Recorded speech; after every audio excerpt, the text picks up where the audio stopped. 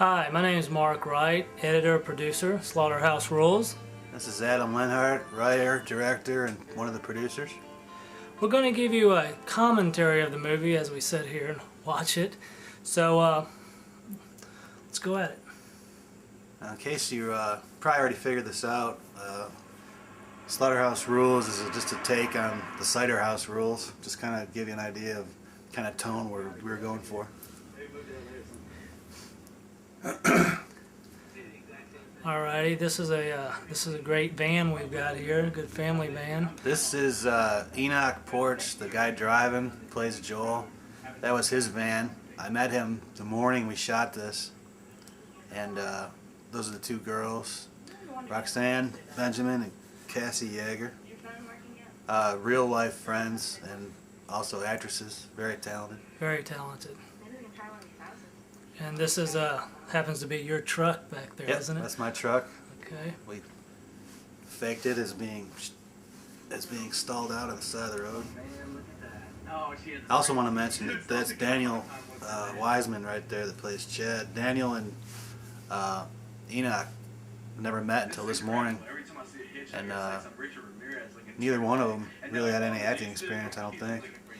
No, Enoch didn't know about it till that morning, and I think he did an outstanding job for That's right. kind of an impulsive part there. The last second, he decided to help us out. Enoch never even read the script until that morning. We just kind of winged it.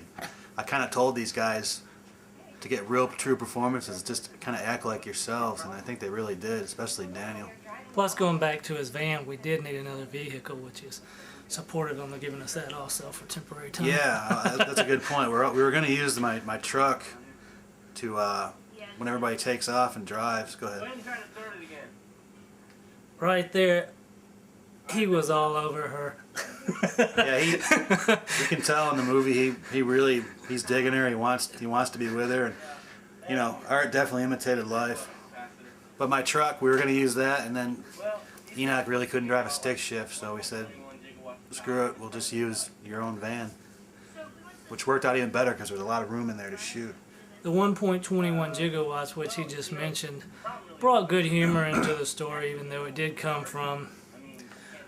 Oh, Back to the Future reference, yeah. Yeah, this is these characters obviously are just trying to get laid, and they're just totally bullshitting, just trying to get some, and that's where they're coming from. They're pretty much gonna say anything, you know, just to get these girls to head off with them. Alright, here we're getting ready to get started into a music scene, which, there we go, get started into the music scene, which I like this because when I was growing up, I loved Scooby-Doo cartoons. And if you notice in a Scooby-Doo cartoon, they always had these music sessions, this music time where they just played the music, you see them running back and forth and sorts like that, and just kept going on. I kind of related this to the Scooby-Doo cartoons. That's Berry Hill Liquor in Nashville. Thank the Hwangs for that. The Hwangs are the owners, and they let us use it. We shot that on a Sunday, I believe. They were closed. That's the first shot we got, was that at the liquor store. Then we drove up to where was that in Tennessee? Portland? Right close to Kentucky. Very close to the Kentucky border, way out in the boondocks. We shot this. So we shot the liquor store first, then we drove up, and we shot this thing almost completely in order, in sequence.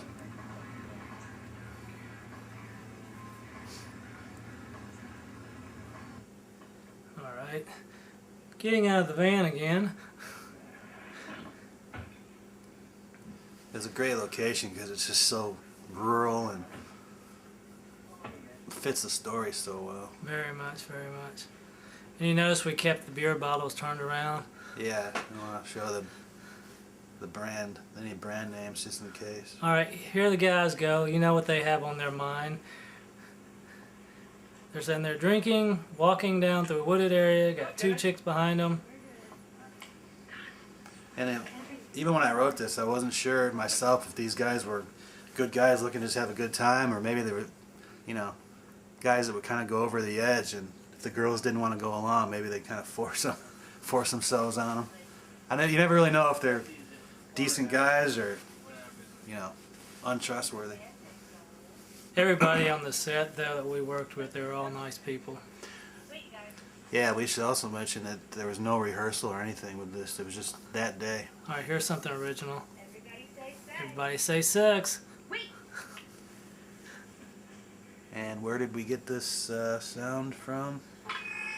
Thanks to MPI. Whoops, sorry about that. That was obviously from the Texas Chainsaw Massacre. Correct. A big nod, because this is such a big influence on this. Although we have a much lighter comic tone to this than they did.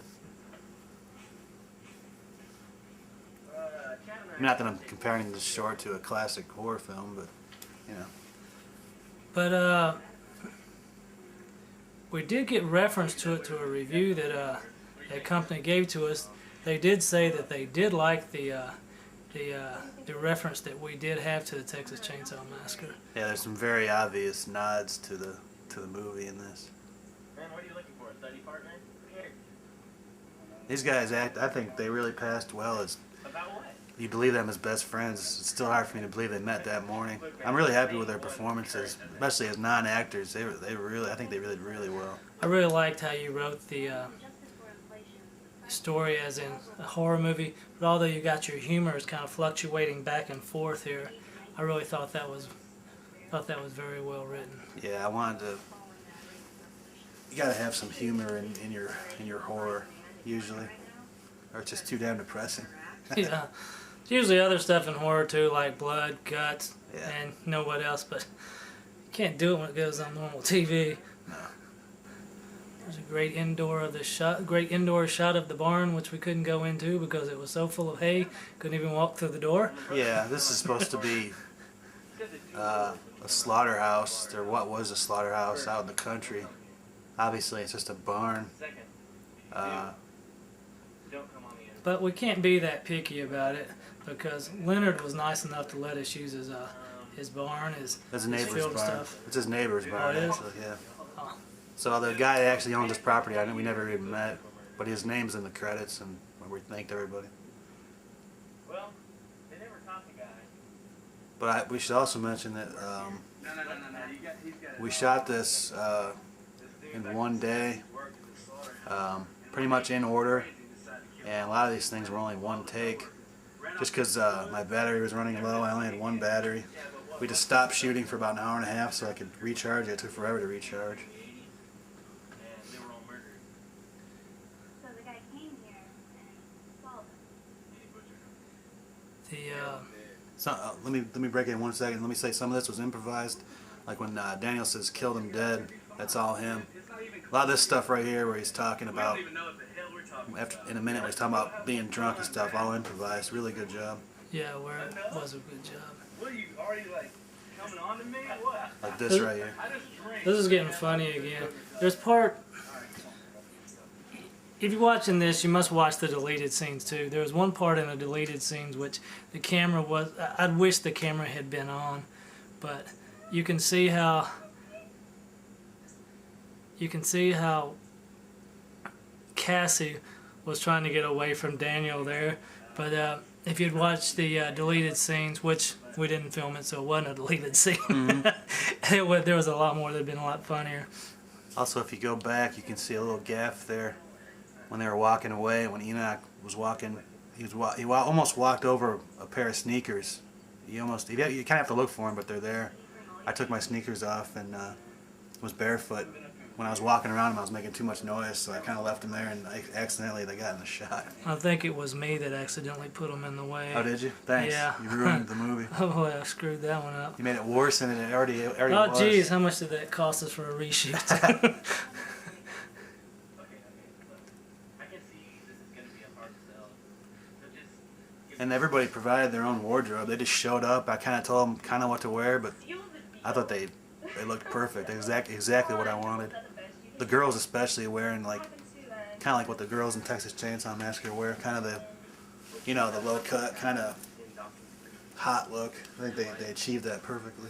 Thank God that we had good natural lighting that day because we didn't seem to have any lights, but the sun itself was was good enough to us, so we didn't even have to use anything. Kept it well lit. Hey man, We had a camera, and that was about it. Halloween there, dick face. Also, didn't have an external microphone. Yeah, the A boom boomstick mic. was dead. No boom mic because I couldn't get it to work properly, so we just used the camera sound. And you can tell some of the sound is not that great sometimes. It's just the camera microphone. Time here with my lady friend. So why It's don't you, Devin Kent playing the Slaughterhouse Killer. That was about 3 cuts that we made into about a second right there. Yeah.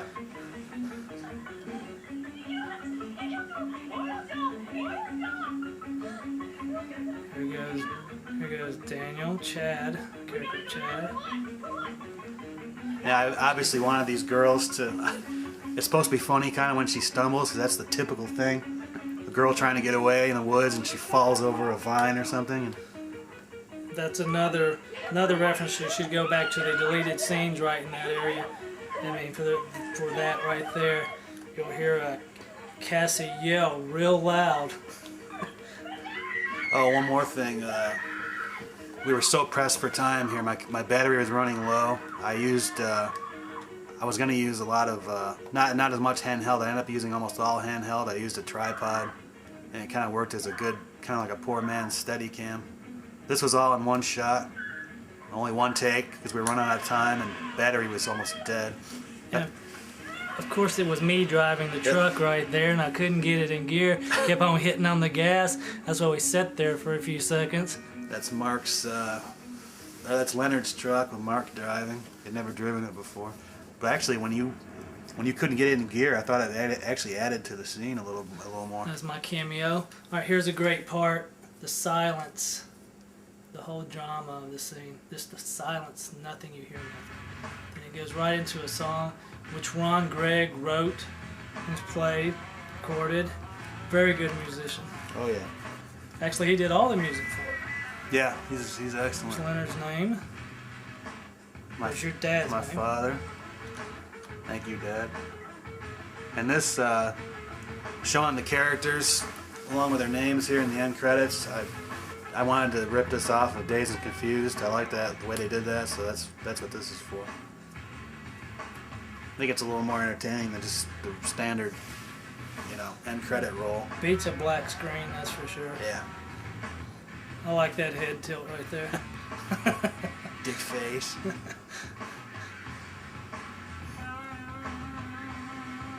I guess Back to the that's music it. of Ron Gregg there.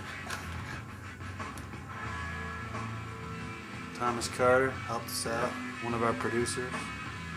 Oh yeah, real quick, we did this for the, you want to say what we did it for? What was the name of that? Lucky 13. Unlucky 13 for the, what was it called? For Chiller Cinema. Chiller Cinema. That's why we did this, for a little contest. Came in second place. Not bad.